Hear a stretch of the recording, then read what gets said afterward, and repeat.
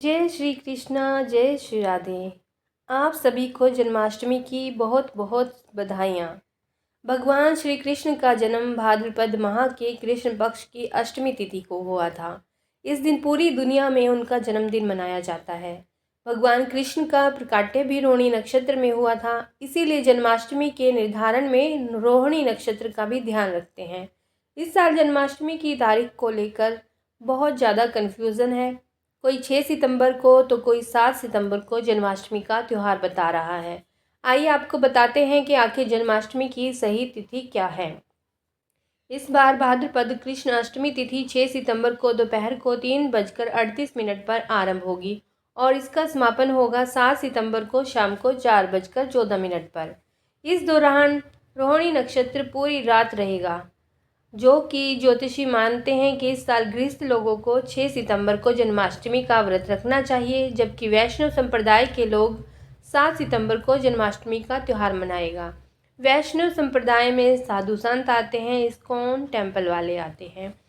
ज्योतिषविदों का ही कहना है कि इस साल गृहस्थ जीवन के लोग 6 सितंबर को जन्माष्टमी का त्यौहार मनाएंगे। जन्माष्टमी की पूजा का श्रेष्ठ मुहूर्त भी 6 सितंबर को रात को 11:56 से लेकर देर रात 12:42 तक रहेगा। जन्माष्टमी पर सामान्यतः बालकृष्ण की स्थापना की जाती है। आप अपनी मनोकामना के आधार पर जिस स्वरूप को चाहें स्थापित कर सकते हैं। आपके पास वैसे लड्डू गोपाल भी होंगे, आप उनका भी श्रृंगार कर सकते हैं। प्रेम और दाम्पत्य जीवन के लिए राधा कृष्ण की मूर्ति स्थापित कर सकते हैं। संतान के लिए बालकृष्ण की मूर्ति स्थापित कर सकते हैं, जिसे हम लड्डू गोपाल भी कहते हैं। धन प्राप्ति के लिए कामधेनु गाय के साथ विराजमान श्री कृष्ण की प्रतिमा स्थापित कर सकते हैं। आइए जानते हैं कैसे करें श्रृंगार। जन्माष्टमी पर श्री कृष्ण के श्रृंगार में फूलों का खूब प्रयोग किया जाता है। पीले रंग के वस्त्र, चंदन की सुगंध से भगवान का श्रृंगार करें। इसमें काले रंग का प्रयोग बिल्कुल भी ना करें। वैजंती के फूल अगर कृष्ण जी को अर्पित करें तो सर्वोत्तम होगा। जन्माष्टमी पर श्री कृष्ण को पंचामृत जरूर अर्पित करें। इसमें तुलसी दल भी जरूर डालें। मेवा, मक्खन और मिश्री का भी भोग लगाएं। कुछ जगहों पर तो धनिये की पंजीरी भी अर्पित की जाती है। जन्माष्टमी की सुबह स्नान करके व्रत पूजा का संकल्प लें। दिन भर जलाहार या फलहार ग्रहण करें और सात्विक रहें। मध्य रात्रि को भगवान कृष्ण की धातु की प्रतिमा को किसी पात्र में रखें। उससे पहले दूध, फिर दही, फिर शहद, उसके बाद शक्कर और अंत में घी से स्नान कराएं। इसी को पंचामृत स्नान कहते हैं। इसके बाद कान्हा को जल से स्नान कराएं। ध्यान रखें कि अर्पित की जाने वाली चीज़ें शंख में डालकर ही अर्पित करें। पूजा करने वाला व्यक्ति इस दिन काले या सफ़ेद वस्त्र धारण न करे। मनोकामना के अनुसार मंत्र जाप करे, प्रसाद ग्रहण करे और दूसरों में भी बांटे। भगवान कृष्ण का नाम ही एक महामंत्र है, इसका भी जप किया जा सकता है। इसके अलावा हरे कृष्ण महामंत्र का भी जप कर सकते हैं। जीवन में प्रेम और आनंद के लिए मधुराष्टक का पाठ करें और श्री कृष्ण को गुरु रूप में प्राप्त करने के लिए श्रीमद् भगवत गीता का भी पाठ करें। इस समस्त मनोकामनाओं को पूर्ण करने के लिए गोपाल सहस्त्र नाम का पाठ भी कर सकते हैं। रोहिणी नक्षत्र की शुरुआत 6 सितंबर सुबह 9:20 पर होगी, जो कि 7 सितंबर सुबह 10:25 तक रहेगी।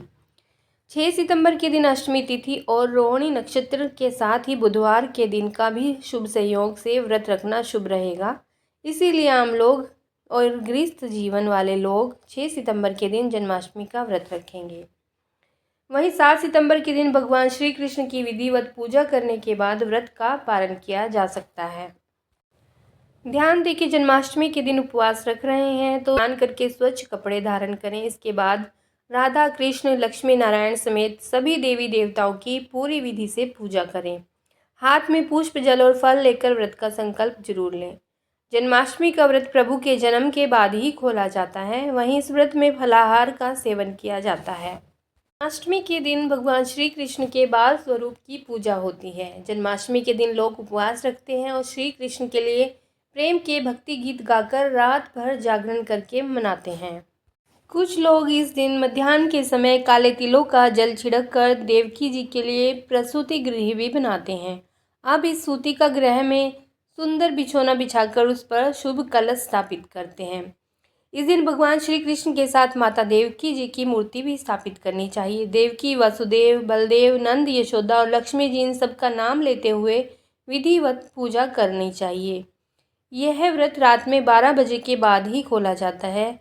इस व्रत में अनाज का उपयोग नहीं किया जाता। फलाहार के रूप में कुट्टू के आटे की पकौड़ी, मावे की बर्फी और सिंघाड़े के आटे का हलवे का सेवन कर सकते हैं। रात में 12 बजे के बाद खोलना मतलब आप ये सब चीज़ें खा सकते हैं, परंतु आपको अन्न सुबह स्नान करने के बाद, पूजा पाठ करने के बाद ही खाना है, उससे पहले नहीं खाना। जन्माष्टमी का त्यौहार श्री कृष्ण के जन्म उत्सव के रूप में मनाया जाता है। मथुरा नगरी में असुरराज कंस के गृह में, कारावास गृह में देवकी की 8वीं संतान के रूप में भगवान श्री कृष्ण भाद्रपद कृष्ण पक्ष की अष्टमी को पैदा हुए। उनके जन्म के समय अर्धरात्रि थी। चंद्रमा उदय हो रहा था और उस समय रोहिणी नक्षत्र भी था। इसीलिए इस दिन को प्रतिवर्ष कृष्ण जन्म उत्सव के रूप में मनाया जाता है। अष्टमी पहले ही दिन आधी रात को अगर विद्यमान हो तो जन्माष्टमी व्रत पहले दिन किया जाता है। अष्टमी केवल दूसरे ही दिन आधी रात को व्याप्त है तो जन्माष्टमी व्रत दूसरे दिन किया जाता है। अष्टमी दोनों दिन आधी रात को व्यापत हो और अर्धरात्रि में रोहिणी नक्षत्र का योग एक ही दिन हो तो जन्माष्टमी व्रत रोहिणी नक्षत्र से युक्त दिन में किया जाता है। अष्टमी दोनों दिन आधी रात को विद्यमान हो और दोनों ही दिन अर्धरात्रि में रोहिणी नक्षत्र व्याप्त रहे तो जन्माष्टमी व्रत दूसरे दिन किया जाता है।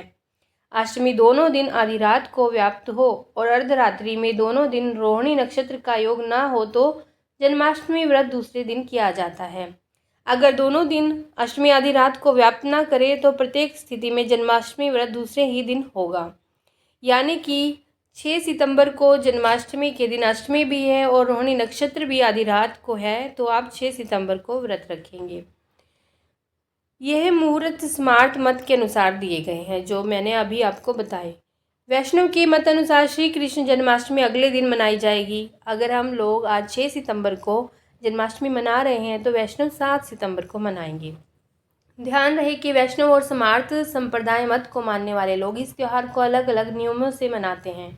हिंदू धर्म शास्त्रों के अनुसार वैष्णव वे लोग हैं जिन्होंने वैष्णव संप्रदाय में बतलाए गए नियमों के अनुसार विधिवत दीक्षा ली है।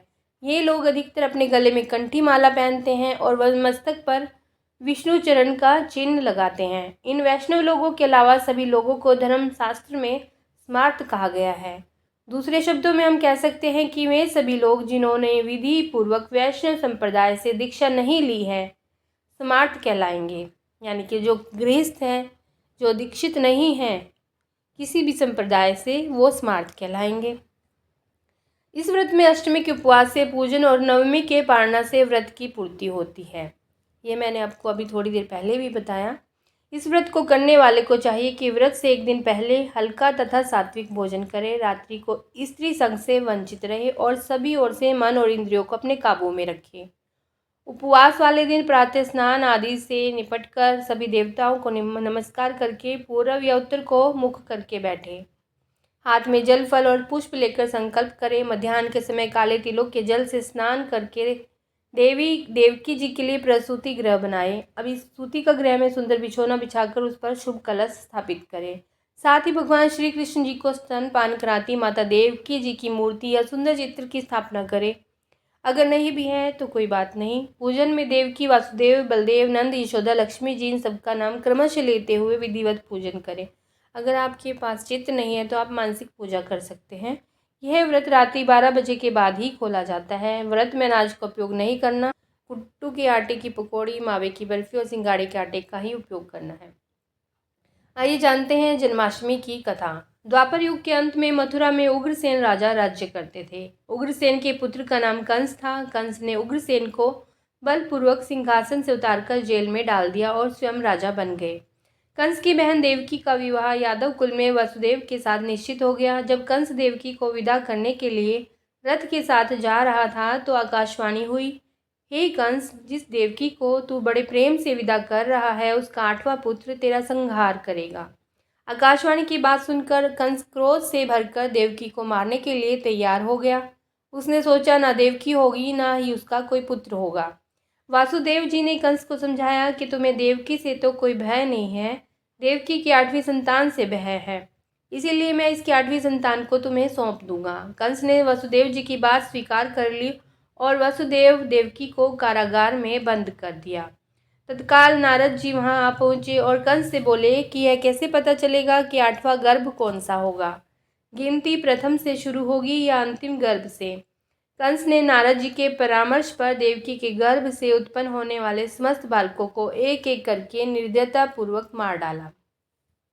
भाद्रपद के कृष्ण पक्ष की अष्टमी को रोहिणी नक्षत्र में श्री कृष्ण जी का जन्म हुआ।